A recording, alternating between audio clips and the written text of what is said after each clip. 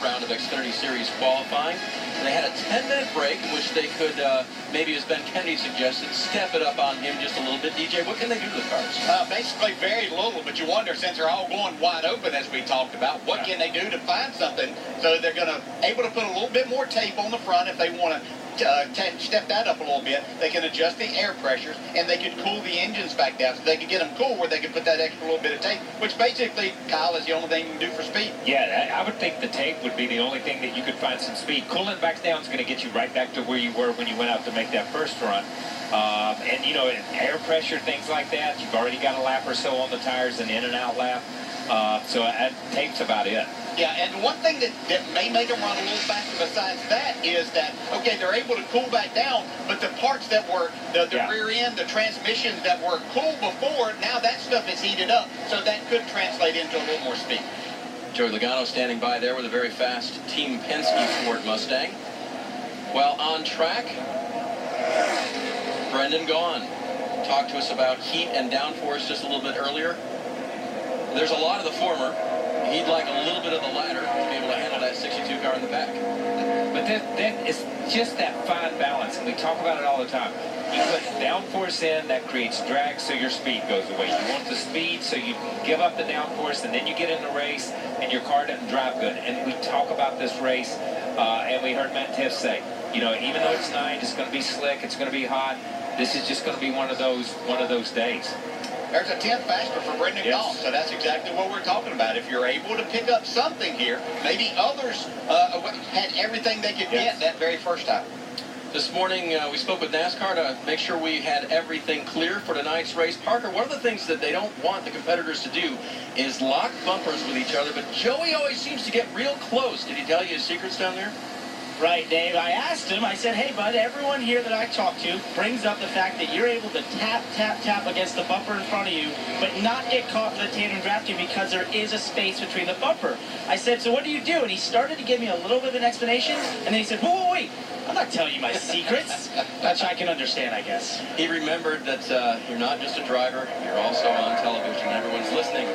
But that is it's a fun thing to watch and hard to officiate for NASCAR. They don't want them locked on because they don't want to get that tandem situation.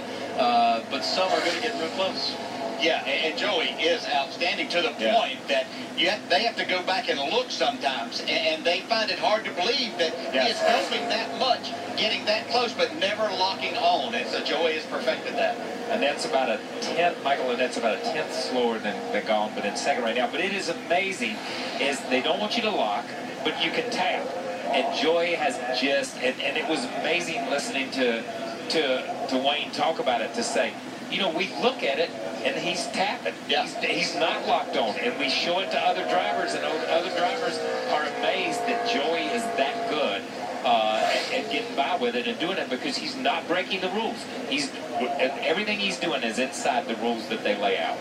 Series director Wayne Otten says there's usually a line at his office after the race, and he proves it to him with videotape evidence.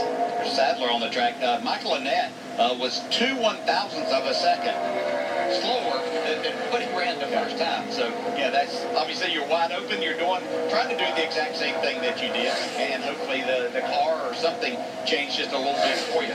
Well, not a cloud. There are some clouds out there, but they're not going to get over the speedway here. So ambient temperature still hot, and having already put some heat in those motors, they're definitely warmed up compared to when they first took the grid in round one. Nice lap for Elliott. That was good. That's a 10th and a half pickup. Yeah. And again, the adjustments we talked about, little tape, little air pressure, and what was the third one? And that's a big pickup. The 10th and a half is a big pickup between the first and the second, and especially since he said they were concerned more with racing than they were with speed. Yeah, but still not fast enough. It's just under a 10th slower than what Ben Kennedy ran in his first effort. Two-time Daytona winner in the Xfinity Series, Ryan Reed. He is just over now and not going the right direction as he heads down the backstretch. 4th of 12 to go out. Kennedy will be last because he was quickest in round number 1. Nicely through 3 and 4 once again. Always great to come here here after you've won in February because you're the only driver that can sweep. Yeah. So, you have that one thing, that little bit of extra, not that you need any more motivation coming to race at Daytona. Well, he knows how to get to victory lane. Park it there and celebrate with everyone around him. That'll be fourth quick right now. And this is, you talk about sweeping at a place, and sweeping at a place like Daytona, incredibly hard. Yeah. Because it's two different races. I mean, we talk about one being a speed race and one being a handling. It is incredibly tough to come to this place and be the end-all in February and come back and be that guy again in July. I think I'm right in saying that in the Cup Series, it only happened 5 times over the years. And you think just about all the opportunities that were there. And that's how difficult, incredibly difficult it can become. Surviving 400 miles in hard. Well, and I think more so these days. I think the pack is a little bit different than in days past, right? So it's not simply a matter of how well you can do, but what happens around you. Yeah, you got to be really good and extremely lucky. Yep. Suarez has been both. Went to a championship in this series last year. Unwinds the wheel just a little bit as he comes out of turn 4. Again, that beautiful sound of the motor that doesn't change pitch much at all. Wow. Suarez is going to be second.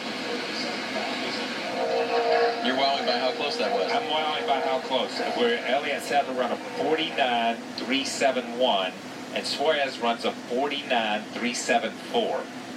This is short track qualified. Yeah. You know what I mean? You don't usually see this kind of qualified or that close at places like this. Yeah, the only difference at a short track, you go back in your mind and you say, I could have got that much. Those 3 1,000s, I could have made that up. Here, I don't think you can say that. You do what you do. Yeah, as a driver here qualifying, you can't really take any credit for what happens. But if you don't run well, you possibly can take some of the blame because of things didn't get up to speed right, or maybe too much wheel in the center of the corner. Yeah, that's a great comment, because it's like you can't really help them, but you can dang sure hurt them. You can hurt a team, and we heard Michael Annette say, this is about the teams. This is pride in the teams, pride in the cars that they build, that they can come down here and sit on the pole. Because the driver's job is just to get it back around the racetrack as smoothly as possible. Poole goes to the top. Wow, he did his job right, or didn't screw it up, right? Yes, they made great adjustments. Nice work, bud. 49.19. Big pickup for him. You almost heard in the voice there a little surprise. Nice pickup, bud. Hey, 39 or 49.19. It was like, oh my gosh, where did that come from? But that's an impressive lap. And of course, we mentioned all the work that goes into these cars ahead of time. Chassis that gets certified early on by NASCAR, and then the body building on top of these cars, and then the trips to the wind tunnel, and the massaging. And, oh, by the way, let's recheck it again to make sure it's within tolerances of NASCAR. And, oh, could we pick up a little bit over here? The back and forth, a lot of hours by everyone back home before it ever goes on the truck. Oh, absolutely. And you'll find things in the wind tunnel that you realize, hey, this is good. This did not hurt us as far as downforce goes, but it did great on the drag side of it. Now, is that something that we can get through technical inspection? Emmerich has so far and will be taking it to the line here in the red. He's not going to be better than Poole.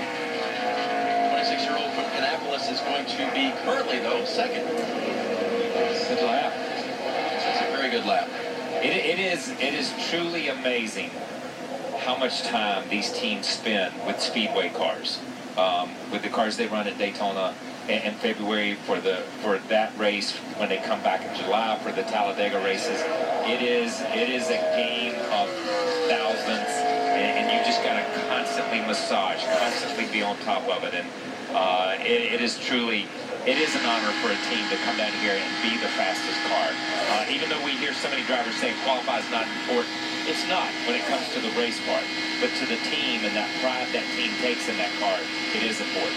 Let's preview for the fans a little bit tonight. If these cars should happen to get dinged up, the 5-minute clock to repair is in place. We talked with NASCAR a little bit about that this morning. There are some pieces that they will require the teams to put back on. They'll make them put back on before they go back out. But it's not like the old days where you can have a bunch of parts behind the wall, body parts, and remake it into a better race car. All right, look at his hand out the window here. He held his hand out the window the whole time. There is a theory that if you hold your hand there, you're taking some of the air off the spoiler. It's an aero thing, a little bit. And you see guys do it. You see guys do it. Whether that's factual, whether that's urban legend, you know what I mean? I have no idea. You know, I mean, I don't know of a lot of teams that put a guy in a car and set him in the wind tunnel and said, here, hold your hand out the window and let's try. But I'm not saying it hadn't been done. I'm not saying it hadn't been done. How about that mannequin hand that you put in the wind tunnel? And you know, right? That could be. How about